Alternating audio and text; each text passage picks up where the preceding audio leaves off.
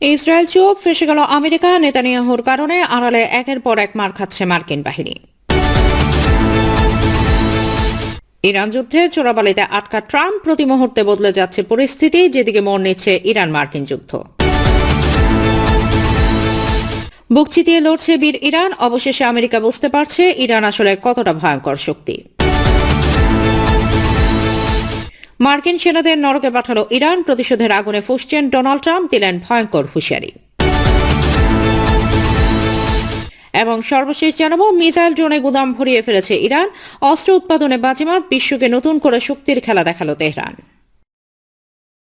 দর্শক শুনছিলেন সংবাদ শিরোনাম, এখন জানিয়ে দেব বিস্তারিত সংবাদ। তবে তার আগে অনুরোধ থাকবে এই ভিডিওটিতে একটি লাইক দিন এবং কমেন্ট করে জানিয়ে দেন আপনি কোথা থেকে বা কোন জেলা থেকে আমাদের সংবাদ শুনছেন এবং দেখছেন।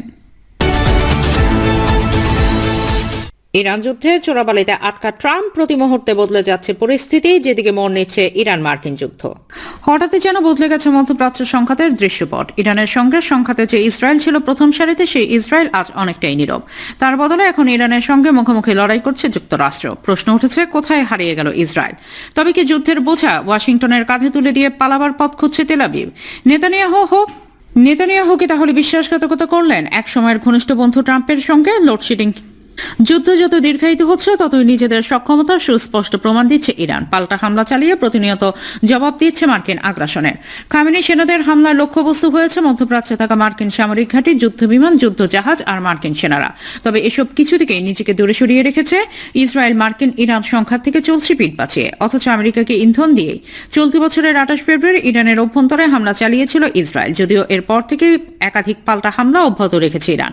তাহলে কি ইরানের সক্ষমতাকে ভয় পাচ্ছে ইসরায়েল, নাকি আড়ালে বড় কোনো আঘাত হানার ছক কষছে নেতানিয়াহু প্রশাসন? খুঁজছে নতুন শিকার। ধারণা করা হচ্ছে আমেরিকাকে দিয়ে ইরানের বিরুদ্ধে প্রক্সি যুদ্ধ চলমান রেখেছে ইসরায়েল। বুঝতে পেরেছে নিজেদের সামরিক দুর্বলতার কথা, তাই দীর্ঘ যুদ্ধের দায়ভার আমেরিকার কাঁধে তুলে দিয়েছে ইসরায়েল।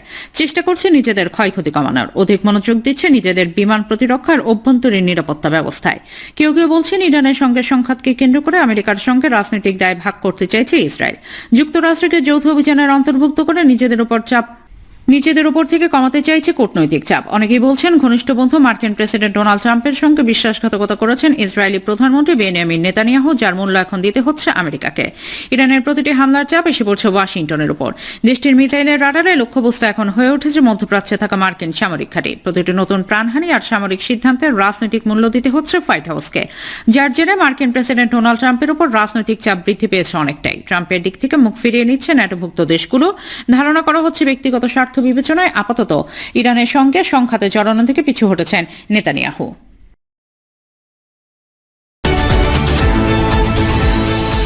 ইরান যুদ্ধে চোরাবালিতে আটকা ট্রাম্প, প্রতি মুহূর্তে বদলে যাচ্ছে পরিস্থিতি, যেদিকে মোড় নিচ্ছে ইরান মার্কিন যুদ্ধ।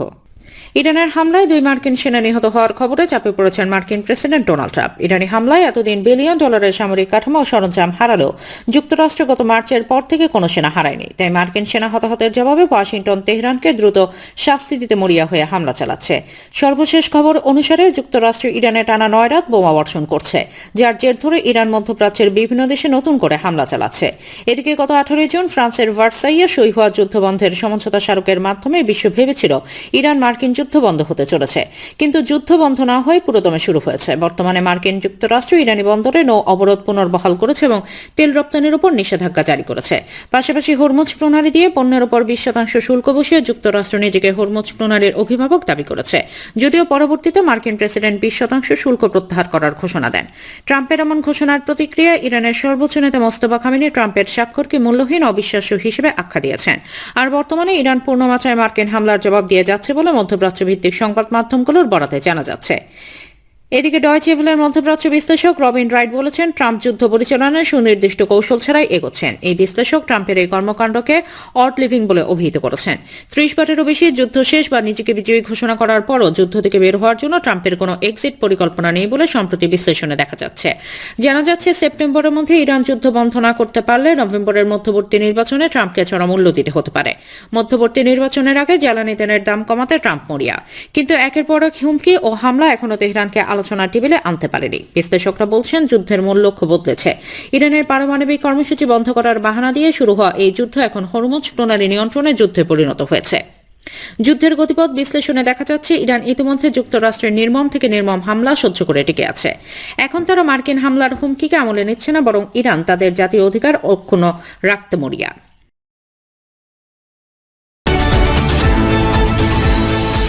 বুক চিতিয়ে লড়ছে বীর ইরান, অবশেষে আমেরিকা বুঝতে পারছে ইরান আসলে কতটা ভয়ঙ্কর শক্তি। ইরানে আমেরিকার টানা নবম রাতের বিধ্বংসী বিমান ও ক্ষেপণাস্ত্র হামলার জবাবে মধ্যপ্রাচ্য জুড়ে মার্কিন সামরিক স্থাপনাগুলোতে সমানে সমান প্রাণঘাতী পাল্টা আঘাত হেনে চলেছে তেহরান। সোমবার ভোরে ইরানের উপর সর্বশেষ দফার হামলা শেষ করার দাবি করেছে মার্কিন বাহিনী। তবে যুদ্ধক্ষেত্রের বাস্তব চিত্র ওয়াশিংটনের কৌশলগত হিসাব নিকাশকে সম্পূর্ণ উল্টে দিয়েছে। ইরান প্রমাণ করছে ওয়াশিংটনের সর্বোচ্চ সামরিক চাপ সহ্য করার পাশাপাশি বিধ্বংসী ও প্রাণঘাতী প্রতিরোধ গড়ে তুলতে সক্ষম তারা।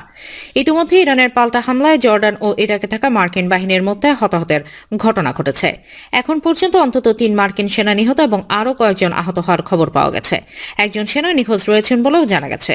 অবশ্য ইরানের হামলায় সামরিক সরঞ্জামের ক্ষয়ক্ষতির বিস্তারিত তথ্য প্রকাশ করেনি মার্কিন প্রতিরক্ষা বিভাগ পেন্টাগন। অথচ কয়েকদিনের সামরিক হামলায় মার্কিন সামরিক ঘাঁটির গুরুত্বপূর্ণ অবকাঠামো ক্ষতিগ্রস্ত হয়েছে বলে দাবি করেছে ইরান। এসব হামলায় মার্কিন ব্ল্যাক হক হেলিকপ্টার সহ বিভিন্ন সামরিক সরঞ্জাম ধ্বংস হয়েছে, এমনকি বিমান রাখার হ্যাঙ্গারগুলো ক্ষতিগ্রস্ত হয়েছে বলে জানিয়েছে ইরানি বাহিনী। ইরানের সেতু, বন্দর ও বিদ্যুৎ কেন্দ্রের মতো অবকাঠামোতে হামলার পাল্টা জবাব হিসেবে কুয়েত ও বাহরাইনের মতো উপসাগরীয় দেশগুলোতে থাকা মার্কিন সামরিক ঘাঁটিগুলোতে অনবরত হামলা হচ্ছে বলে জানিয়েছে ইরান। এদিকে ইরানের সামরিক স্থাপনাগুলো লক্ষ্য করে অভিযান অব্যাহত রাখার ঘোষণা দিয়েছে যুক্তরাষ্ট্রের সেন্ট্রাল কমান্ড সেন্টকম। বিশেষ করে হরমুজ প্রণালীতে বাণিজ্যিক জাহাজ চলাচল ও মার্কিন বাহিনীর বিরুদ্ধে ব্যবহৃত সক্ষমতা ধ্বংস করাই তাদের অন্যতম লক্ষ্য বলে জানিয়েছে ওয়াশিংটন। এদিকে যুক্তরাষ্ট্রের হামলায় ইরানের সামরিক সক্ষমতা বড়ভাবে কমে গেছে। প্রেসিডেন্ট ট্রাম্পের এমন বক্তব্যের স্পষ্ট প্রমাণ এখনো সামনে আসেনি, বরং নিয়মিতভাবে পাল্টা হামলা চালিয়ে নিজেদের সামরিক সক্ষমতার বার্তা দিচ্ছে ইরান। সামরিক বিশ্লেষকদের মতে ইরানের হাতে এখনো বিপুল সংখ্যক ক্ষেপণাস্ত্র ও ড্রোন মজুত রয়েছে। তাই শুধু ইরানের বিমান হামলার মাধ্যমে হরমুজ প্রণালী নিরাপত্তা নিশ্চিত করা কঠিন বলে মনে করছেন তারা। এদিকে ইরানের সামরিক সক্ষমতা বিষয়টি স্বীকার করেছেন মার্কিন ভাইস প্রেসিডেন্ট জেডি ভ্যান্স। বিমান হামলার মাধ্যমে ইরানের সব সক্ষমতা ধ্বংস করা সম্ভব নয় বলেও মন্তব্য করেন তিনি। ভ্যান্সের মতে ইরানের ক্ষেপণাস্ত্র ও ড্রোন সক্ষমতা পুরোপুরি নিষ্ক্রিয় করা একটি কঠিন চ্যালেঞ্জ। বিশ্লেষকদের মতে বর্তমান পরিস্থিতি দেখাচ্ছে যে ইরান শুধু হামলা সহ্য করার অবস্থানে নেই, বরং পাল্টা আঘাতের মাধ্যমে যুক্তরাষ্ট্রকেও চ্যালেঞ্জ জানাতে সক্ষম।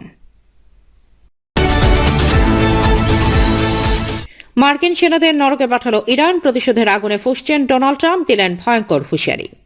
জর্ডানে ইরানের হামলায় 2 মার্কিন সেনা নিহত হওয়ার পর এবার সরাসরি হুঁশিয়ারি দিলেন ডোনাল্ড ট্রাম্প। তিনি বলেন, ইরান যদি একজন মার্কিন সেনাকে হত্যা করে তাহলে তার জবাব এমনভাবে দেওয়া হবে যার মূল্য ইরানকে অনেক বেশি গুনতে হবে। ট্রুথ সোশ্যালে দেওয়া এক পোস্টে ট্রাম্প জানান, এ নিয়ে তিনি ইতিমধ্যে প্রতিরক্ষামন্ত্রী পিট হেগসেথ এবং জয়েন্ট চিফ অব স্টাফের চেয়ারম্যান ড্যানিয়েল কেনকে প্রয়োজনীয় নির্দেশনা দিয়েছেন।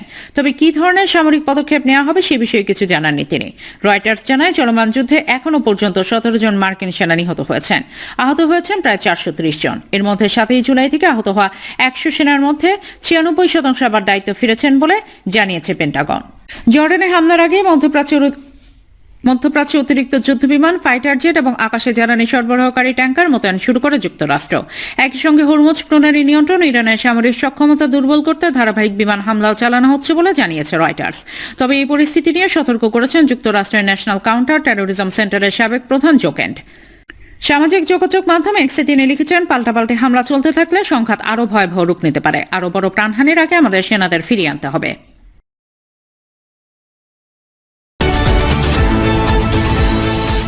এবং সর্বশেষ জানাবো, মিসাইল ড্রোনে গুদাম ভরিয়ে ফেলেছে ইরান, অস্ত্র উৎপাদনে বাজিমাত, বিশ্বকে নতুন করে শক্তির খেলা দেখালো তেহরান।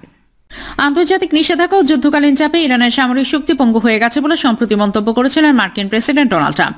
এই বক্তব্যের মাধ্যমে ইরানকে তুচ্ছ-তাচ্ছিল্য করে চলমান যুদ্ধে ব্যাকফুটে ফেলতে চেয়েছিলেন তিনি। তবে ইরানের সামরিক শক্তি নিয়ে ট্রাম্পের ওই মন্তব্যের কড়া জবাব দিয়েছেন ইরানের ভারপ্রাপ্ত প্রতিরক্ষামন্ত্রী ব্রিগেডিয়ার জেনারেল মজিদ ইবনে আল রেজা। আন্তর্জাতিক নিষেধাজ্ঞা ও যুদ্ধকালীন চাপ সত্ত্বেও ইরানের প্রতিরক্ষা শিল্প উল্লেখযোগ্য অগ্রগতি অর্জন করেছে বলেও দাবি করেছেন তিনি। এই বক্তব্যে আল রেজা বলেন, ইরানের প্রতিরক্ষা শিল্পই দেশের জাতীয় শক্তি ও প্রতিরোধ ক্ষমতার প্রধান ভিত্তি।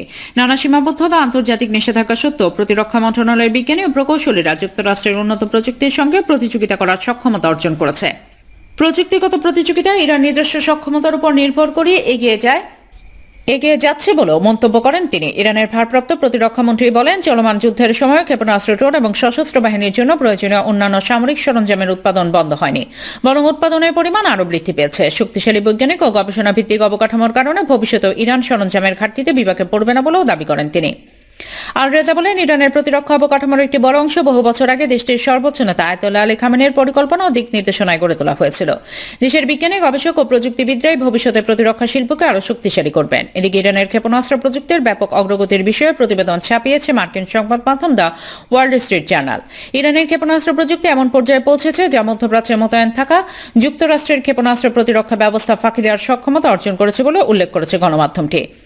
প্রতিবেদনে বলা হয়, সাম্প্রতিক হামলাগুলোতে ইরান এমন ক্ষেপণাস্ত্র ব্যবহার করেছে যা অত্যন্ত উচ্চ গতিতে উঠতে পারে, এমনকি লক্ষ্যবস্তুর কাছাকাছি গিয়ে গতিপথ পরিবর্তন করতে সক্ষম। এতে সেগুলো প্রতিহত করা মার্কিন আকাশ প্রতিরক্ষা ব্যবস্থাগুলোর জন্য আরও কঠিন হয়ে পড়ে। ইরানের ক্ষেপণাস্ত্রের লক্ষ্যভেদ ক্ষমতা উন্নত করতে চীন ও রাশিয়া প্রযুক্তিগত সহায়তা করে থাকবে বলে সন্দেহ করছেন মার্কিন কর্মকর্তারাও। ইরানের ক্ষেপণাস্ত্রের অগ্রগতি এসব মন্তব্য এমন সময় এলো যখন যুক্তরাষ্ট্রের বিরুদ্ধে অপারেশন নাসর 2 নামে ধারাবাহিক সামরিক অভিযান চালিয়ে যাচ্ছে ইরান। তেহরানের দাবি, ইরানের ভূখণ্ডে যুক্তরাষ্ট্রের হামলার জবাব হিসেবে পশ্চিম এশিয়া জুড়ে মার্কিন সামরিক স্থাপনাগুলোকে লক্ষ্য করে এই অভিযান পরিচালনা করা হচ্ছে। দর্শক, এই ছিল আমাদের হাতে পাওয়া সর্বশেষ সংবাদ। পরবর্তী সংবাদ দেখার আমন্ত্রণ জানিয়ে এখানেই বিদায় নিচ্ছি। সবাই ভালো থাকবেন, সুস্থ থাকবেন। আল্লাহ হাফেজ।